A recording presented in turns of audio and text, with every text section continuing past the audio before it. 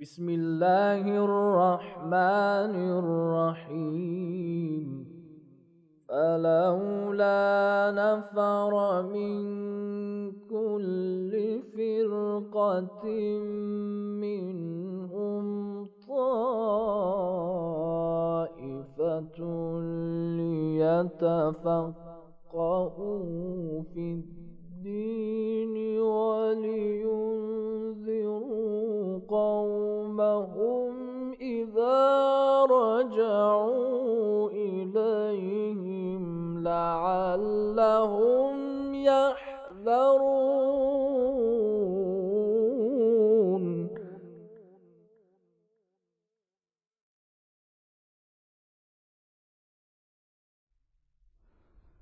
औज़ु बिल्लाहि मिनश्शैतानिर्रजीम। बिस्मिल्लाहिर्रहमानिर्रहीम। अल्हम्दुलिल्लाहि रब्बिल आलमीन वस्सलातु वस्सलाम अला अशरफिल अंबिया'i वल मुरसलीन व आलिहि तय्यबीन अत्ताहिरीन। अम्मा बाद, सलामुन अलैकुम। प्यारे दोस्तों, भाइयों और प्रिय दर्शकों, जैसा कि आप जानते हैं कि हम अपने इस कार्यक्रम में हमारे व्यवहारिक जीवन से संबंधित अहकाम के बारे में बातचीत कर रहे हैं। हमने अपने पिछले कार्यक्रम में इज्तिहाद, तक़लीद, जिसको अनुसरण भी कहते हैं, और एहतियात के बारे में बातचीत की। हमने उस कार्यक्रम में आपको बताया कि एहतियात किसको कहते हैं, इज्तिहाद किस चीज़ का नाम है और तक़लीद क्या है। अंतिम बात जो हमारी आकर उस जगह पर रुकी थी वो ये थी कि एहतियात क्या है। हमने उस कार्यक्रम में आपको ये भी बताया कि एहतियात की व्याख्या क्या है, एहतियात के लिए किन चीज़ों की आवश्यकता है, आदि आदि ये सब चीज़ें हमने बयान की। अब उसी एहतियात से संबंधित कुछ चीज़ें हम यहाँ पर इस कार्यक्रम में बताएंगे और उसके बाद हम तहारत या पवित्रता की बहस को आरंभ करेंगे। जैसा कि आप जानते हैं कि हम जब तौज़ीउल मसाइल या फ़िक़ही मसलों के संकलन को उठाते हैं तो उसमें हमको बहुत स्थानों पर यह दिखाई देता है, बहुत जगहों पर यह दिखाई देता है कि लिखा हुआ एहतियात। तो अब प्रश्न ये उठता है कि हम कैसे जानें एहतियात क्या है। आप ये जान लीजिए कि एहतियात दो प्रकार के हुआ करते हैं, या एहतियात वाजिब होता है या एहतियात मुस्तहब होता है। अब जब हम फ़िक़ही किताबों के संकलन को उठाते हैं उसमें ये जहाँ पर लिखा हुआ नज़र आता है, हमारी दृष्टि पड़ती कि वहाँ लिखा हुआ है एहतियात। अब हम कैसे पहचानें कि वो एहतियात वाजिब है या एहतियात मुस्तहब है। तो एहतियात को पहचानने का तरीक़ा ये है कि अगर कोई मुज्तहिद, कोई धर्मगुरु फ़तवा पहले दे दे और फ़तवा देने के बाद उस फ़तवे के अंत में या कहीं पर एहतियात के शब्द का उपयोग करे तो इसका अर्थ ये हुआ कि ये एहतियात मुस्तहब है। और अगर फ़तवा से पहले ही एहतियात शब्द का उपयोग कर ले और फ़तवा न दे तो वो एहतियात वाजिब हुआ करता है। एहतियात मुस्तहब, जैसे कि मुज्तहिद ने ये फ़तवा दिया कि अगर कोई व्यक्ति गुस्ल इर्तिमासी की नियत से पहले नियत करे, उसके बाद अपने पूरे शरीर को धीरे धीरे पानी के अंदर डिबो ले, तो वो कहता है कि उसका गुस्ल सही है, लेकिन एहतियात ये है कि वो एक साथ अपने शरीर को पानी में डिबोए। यानी क्या मतलब? यानी कि अगर धीरे धीरे डिबो रहा है तब भी उसका गुस्ल सही है, लेकिन एहतियात ये कहता है कि एक साथ जैसी नियत करे एक साथ पूरी डुबकी लगाए। और एहतियात वाजिब क्या है?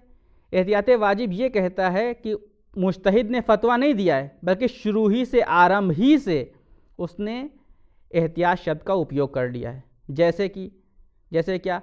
अगर कोई व्यक्ति इस बात की नज़र करे कि वो किसी विशेष गरीब, किसी विशेष फ़कीर को सदका देगा, तो एहतियात ये है कि वो इंसान किसी दूसरे व्यक्ति को सदका नहीं दे सकता। अब अगर मान लीजिए इससे पहले कि वो सदका उस विशेष फ़कीर को देता, उस फ़कीर की मृत्यु हो जाती है, वो स्वर्गवासी हो जाता है, तो ऐसे सूरत में एहतियात ये है कि उसके परिजनों को, उसके वारिसों को वो सदका दिया जाए। ये तो पहचान के मामले में एहतियात मुस्तहब और एहतियात वाजिब का अंतर हुआ जो हमने आपके सामने बयान किया। यानी क्या? यानी एहतियात वाजिब वो है जिससे मुजतहिद आरंभ से ही एहतियात शब्द का उपयोग करता है, और एहतियात मुस्तहब वो है जिसमें मुजतहिद पहले फतवा देता है, उसके बाद एहतियात शब्द का उपयोग करता है। ये तो पहचान के आधार पर हुआ। दूसरा फ़र्क जो अंतर है, दूसरा जो फ़र्क है वो है कार्य के अवसर पर। यानी क्या? यानी जब मुजतहिद ऐसे समय पर क्या करे, जब वो एहतियात वाजिब देखता है और एहतियात मुस्तहब देखता है, तो वो मुकल्लफ जिसको कार्य करना है वो ऐसे समय पर क्या करे। तो कहा यह जाता है, फतवा यह दिया गया है कि अगर किसी जगह पर एहतियात मुस्तहब लिखा हुआ है तो जो व्यक्ति उस मुजतहिद का अनुसरण कर रहा है उसके लिए अनिवार्य ये है कि वो या तो उस फतवे का पालन करे या उस एहतियात का पालन करे। यानी क्या? यानी ये कि उस फतवे के मुकाबले में वो दूसरे मुजतहिद के फतवे का पालन नहीं कर सकता। ये एहतियात मुस्तहब की बात है। और दूसरी बात जो आती है वो एहतियात वाजिब की बात आती है। एहतियात वाजिब में एक मुकल्लफ को ये स्वतंत्रता दी गई है और कहा यह गया है चाहे तुम इस एहतियात का पालन कर लो और चाहो तो किसी दूसरे मुजतहिद की तरफ चले जाओ जो इस मुजतहिद के बाद सबसे आलम है, चाहो तो उसका फतवा देखो और उसके अनुसार अपना कार्य करो, उसका पालन करो। तो ये थी एहतियात के बारे में वो चीज़ें जो हमने आपको बयान की। तो हमने आपको बता दिया कि फ़िक़्ह के जानने के 3 रास्ते हैं, इज्तिहाद है, तक़लीद है और एहतियात है। यहाँ पर हमारी ये बहस समाप्त होती है। इसके बाद बहस शुरू होती है तहारत या पवित्रता की। तहारत, जैसा कि आप सभी जानते हैं कि ईश्वर ने हर मुसलमान को इस बात का निमंत्रण दिया है कि वो साफ़ सुथरा रहे, स्वच्छ कपड़े पहने और अपने आसपास के वातावरण को सुंदर और स्वच्छ बनाए रखे। लेकिन इसके अतिरिक्त बाज़ स्थानों पर ईश्वर ने उस मुसलमान के लिए कहा है कि कुछ स्थान ऐसे हैं जहाँ पर वाजिब है कि स्वच्छता के साथ साथ तुम पवित्रता का भी ध्यान रखो। तो पवित्रता में सबसे इंसान के जो फ़िक़ही मसाइल होते हैं उसमें सबसे पहला जो मसला होता है वो है फ़िक़ही मसले में वाजिब। और वाजिब में सबसे पहली चीज़ जो होती है वो है नमाज, जिसके बारे में हमारी हदीसों में बहुत ज़्यादा हदीसें आई हैं और कुरान में भी उसके ऊपर बहुत ज़्यादा ताकीद की गई है। जैसे कहा गया सलातो उमुद्दीन, एक मुसलमान की पहचान है नमाज। तो नमाज पहला वाजिब है और नमाज में जो चीज़ वाजिब होती है वो 3 प्रकार की होती है। वो चीज़ें जो उसकी प्रस्तावना से संबंधित होती हैं, यानी क्या मतलब, यानी वो कार्य जो मुकल्लफ के ऊपर वाजिब हैं कि वो नमाज आरंभ करने से पहले उन कार्यों को पूरा करे। दूसरे वो कार्य हैं जो मुकारनात कहे जाते हैं। यानी क्या? यानी वो कार्य जो नमाज के साथ साथ एक मुकल्लफ अंजाम देता है, यानी वो तकबीरुल इहराम से शुरू होते हैं और सलाम पर समाप्त होते हैं। ये वो कार्य हैं जिनको मुकारनात कहा जाता है। और नमाज में जो तीसरे कार्य हैं उसे कहा जाता है मुत्तलात, या ये वो कार्य हैं जिनको अगर एक मुकल्लफ अंजाम दे देता है, जिनको एक अगर मुकल्लफ करता है तो ये उसकी नमाज को तोड़ देते हैं, उसकी नमाज बातिल हो जाया करती है।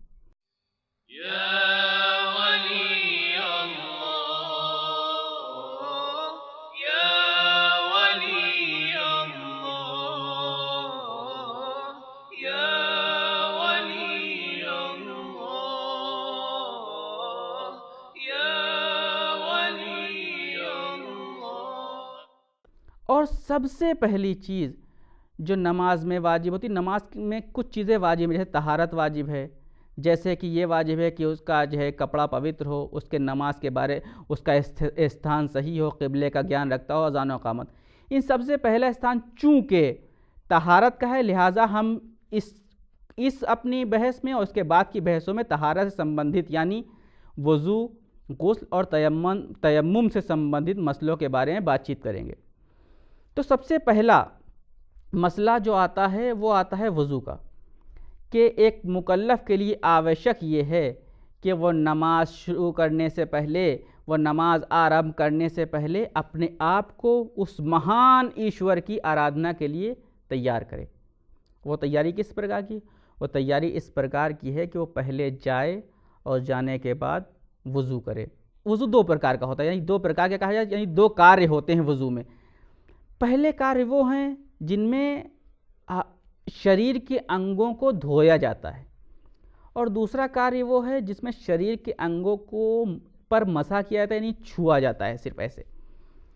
और वो अंग जिनको धोया जाता है उसमें सबसे पहले चेहरा शामिल है, उसके बाद हाथ शामिल हैं, और वो शरीर के वो अंग जिनको छुआ जाता है या जिनको मसा किया जाता है वो सर का मसा है और पैरों का मसा है। जब धुलने की बात आती है, जहाँ तक कि शरीर के वो अंग जिनको धुला जाता है, उसमें सबसे पहला चेहरा है। इन धुलने वाले अंगों में इस बात का ध्यान रखना आवश्यक है कि ऊपर से नीचे की तरफ धोया जाए। यानी क्या मतलब? यानी ये कि अगर चेहरे को धोया जा रहा है तो पहले इधर से शुरू करे और यहाँ पर समाप्त करे। इसी तरह से दाहिना हाथ अगर है या बायां हाथ है तो पहले कोहनी से आरंभ करे और अपनी उंगलियों पर समाप्त करे। और इसी तरह से वो धुलने वाले चीज़ों में शरीर का वो अंग जो बालों से छिपा हुआ है, अगर बाल बहुत ज़्यादा हैं तो इस बात की आवश्यकता नहीं है कि बालों के अंदर पानी पहुंचाए और खाल तक पहुंचाए।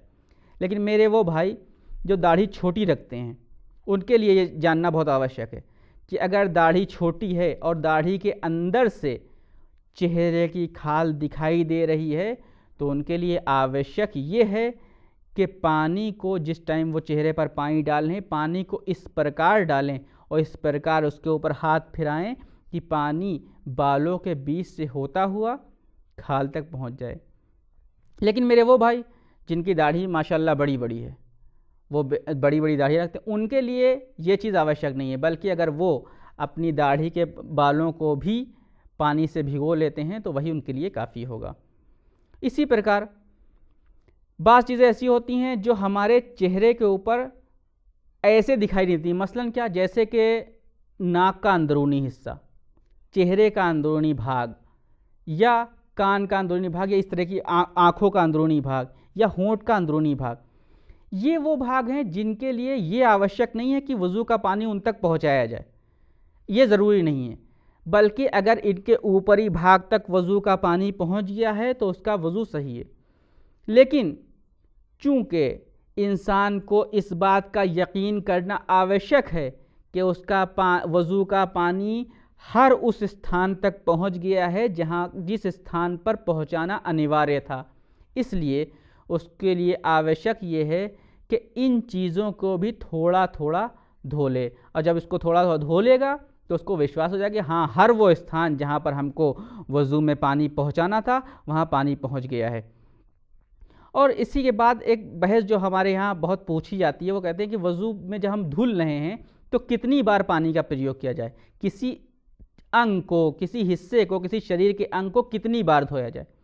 तो इसमें एक बात जान लीजिए कि पहली बार जब इंसान पानी लेके डाल रहा है तो पहली बार धोना वाजिब है, दूसरी बार अगर धो रहा है तो ये जायज़ है, और तीसरी बार धोना हराम है, यानी तीसरी बार पानी नहीं डाल सकता।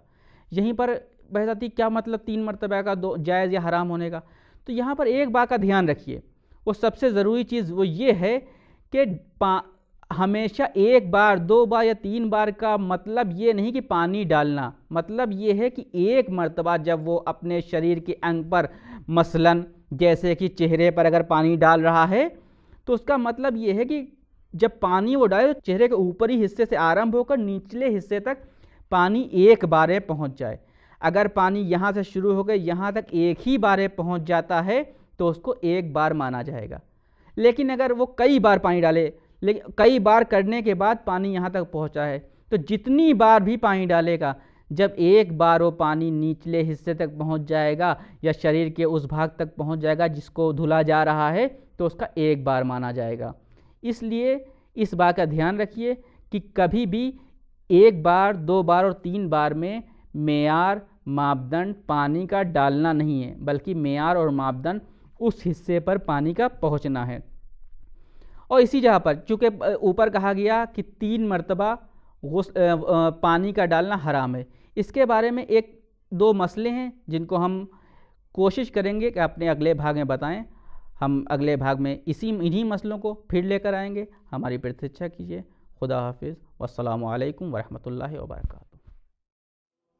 أسألك يا رب قلبا سليما ولسانا صادقا، وأستغفرك لما تعلم، وأسألك خير ما تعلم، وأعوذ بك من شر ما تعلم، فإنك تعلم ولا نعلم، وأنت علام الغيوب، برحمتك يا أرحم الراحمين.